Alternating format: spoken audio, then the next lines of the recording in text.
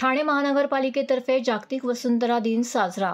रायलादेवी तलाव परिसर स्वच्छता, खुली पर्यावरण कार्यशाळा, चित्रकला स्पर्धा आणि प्लास्टिकच्या कचऱ्याचे संकलन अशा विविध उपक्रमांच्या माध्यमातून ठाणे महानगरपालिकेतर्फे सोमवारी 22 एप्रिल रोजी जागतिक वसुंधरा दिन साजरा करण्यात आला। परिसर भगिनी विकास संघ या स्वयंसेवी संस्थेच्या स्वयंसेवकांनी रायलादेवी तलाव परिसराची स्वच्छता केली। या मोहिमेत भीमनगर येथील अभ्यास वर्गातील विद्यार्थी, कचरा वेचक महिला, महापालिका कर्मचारी यांनी सहभाग घेतला। त्यांनी या अभियानात परिसरातून 25 किलो प्लास्टिक कचरा संकलित केला। या प्रसंगी विद्यार्थ्यांना वसुंधरा दिनाविषयी माहिती देण्यात आली। त्यानंतर या विद्यार्थ्यांसाठी चित्रकला स्पर्धेचं आयोजन करण्यात आलं होतं।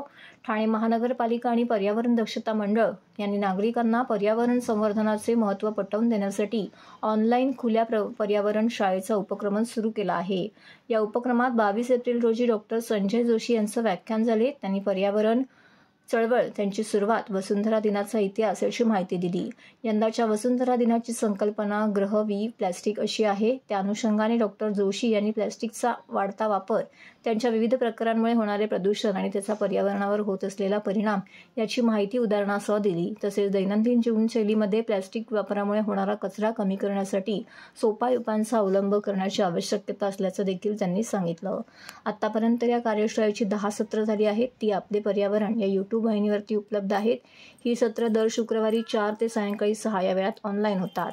त्या नागरिकांनी मोठ्या प्रमाणावरती सहभागी व्हावे असं आवाहन महानगरपालिकेच्या प्रमुख पर्यावरण अधिकारी मनीषा प्रधान यांनी केलं आहे।